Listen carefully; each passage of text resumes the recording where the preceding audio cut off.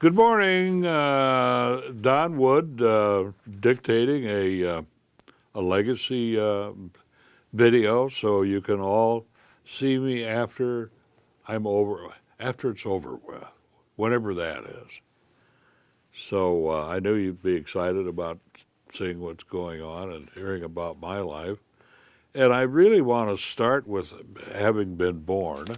I like that idea, and I was born all the people say, "What's your birth date?"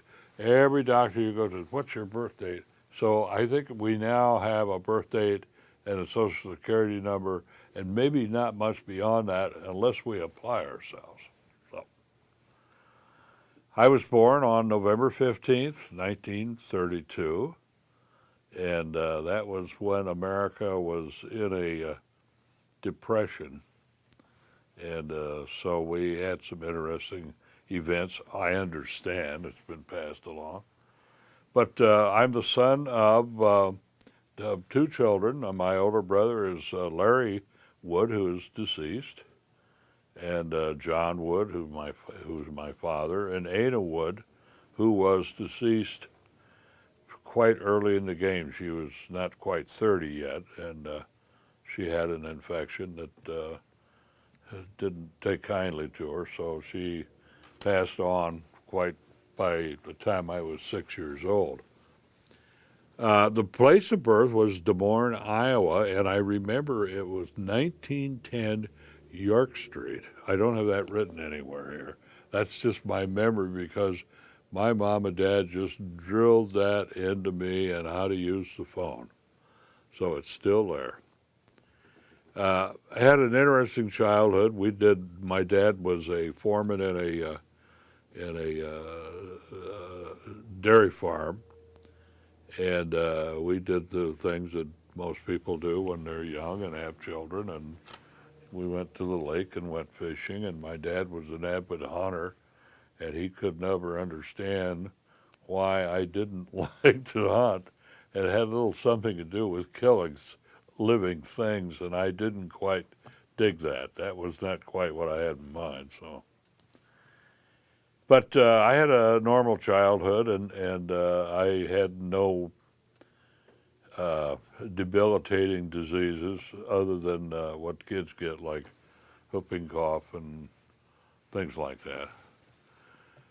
Started to school in Des Moines, Iowa, and of course I went through the drill of grade school, kindergarten, first, second, third, fourth, fifth, into junior high school at Callanan Junior High School in Des Moines, Iowa, and then later Des Moines Tech High School.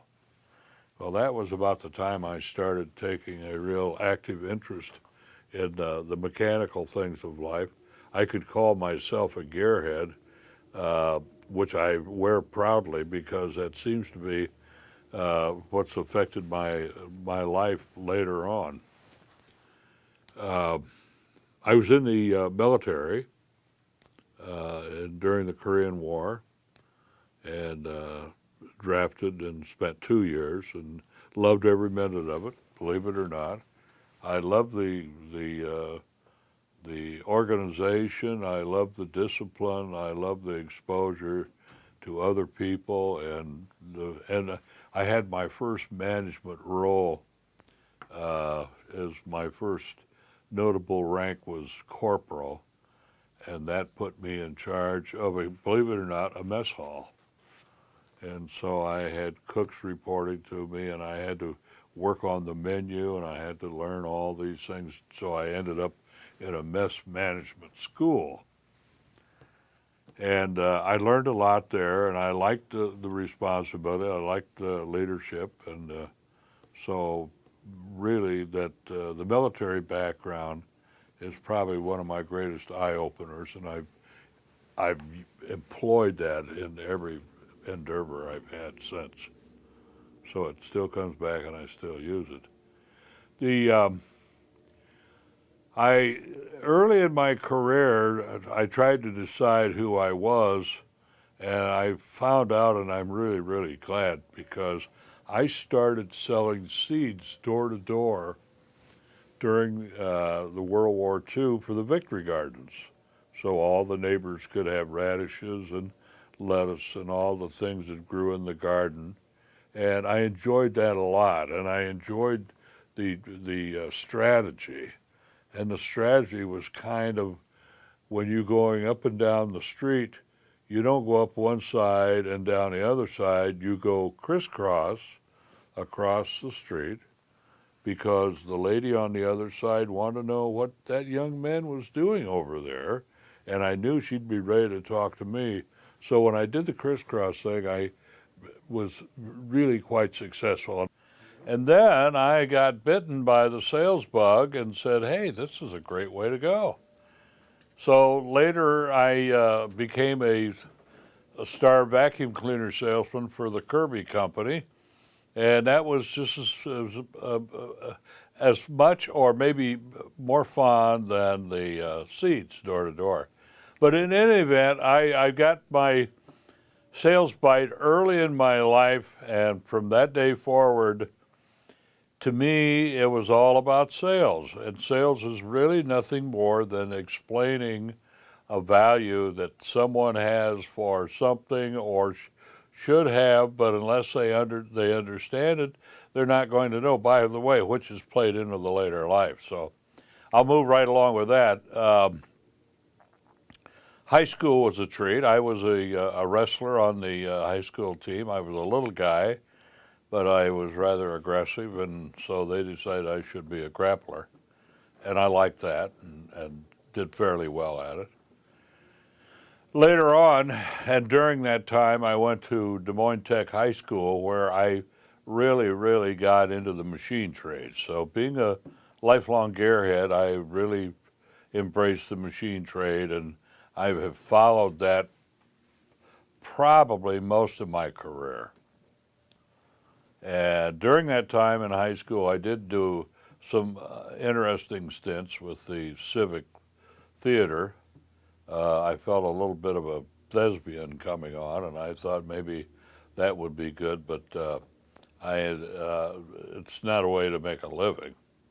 But it was fun in the meantime, and a lot of camaraderie and so on.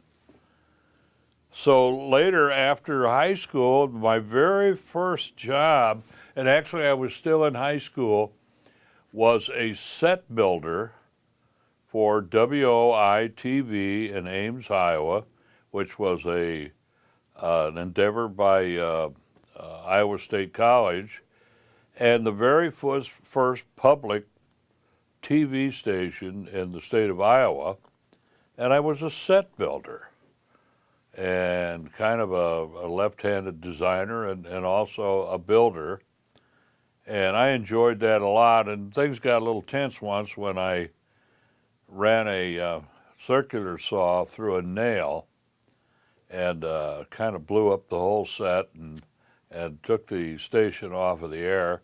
And I was then retrained to not have the saw running while the green light is on. Only saw when the red light is on. Now, I remember that quite vividly. Anyway, things kept progressing, and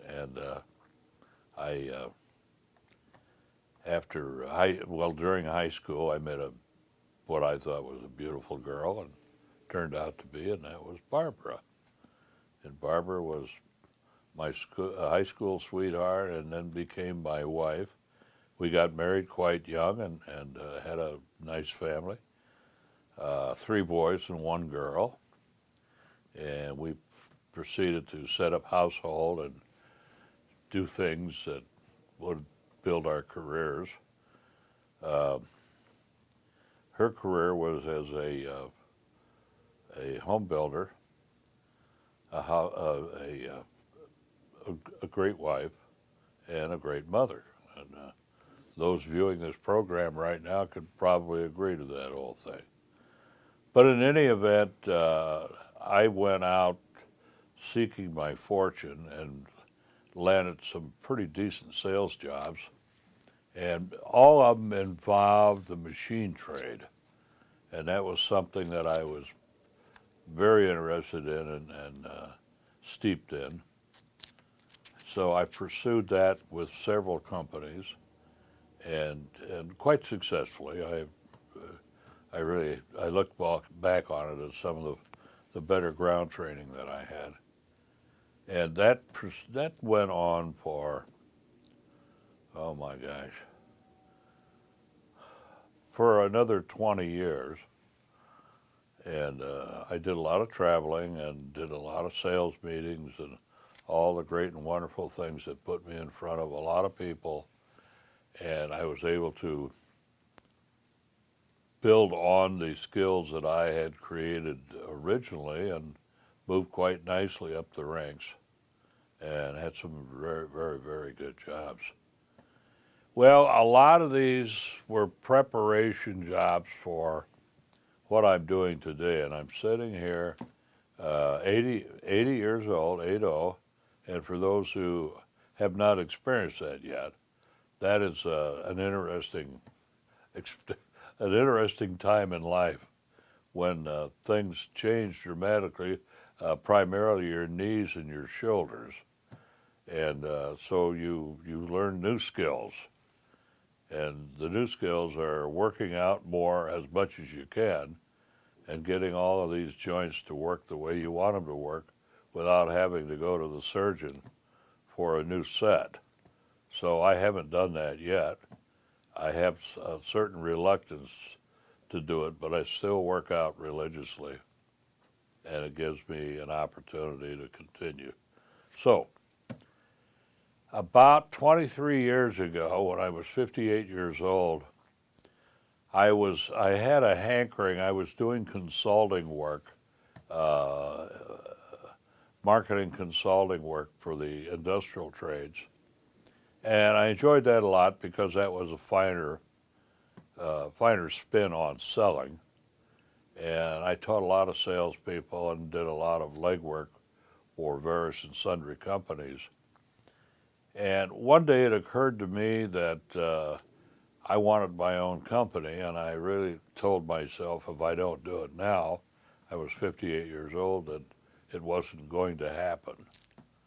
So I drafted up a plan, and the plan was to present to the marketplace a product of modular components that really reduced the need for steel and welding, a much better system. So we went after that, and we started it in the Fort Wayne Enterprise Center, which is the premier business incubator at this time for startup companies. And about this time, John joined the company, and then Doug did. And then later on, about a year and a half, it seems, Dave joined as a sales manager. So we launched 80/20. And it's been a real treat. It's been a real ride, understanding what it takes to do business. And some of the interesting questions I've been asked is, how did you know what to do? And my answer always is, I don't know. I didn't know what to do, but I knew every day I got out of bed that I'm going to have to figure a way to get through that day, and with progress in mind. And so really, for an entrepreneur, you really start up just every day learning something new and applying it. And if it didn't work, and then you make corrections. But nonetheless, you're always going forward. And I call that going north. And so we continued to do that. Eventually, we started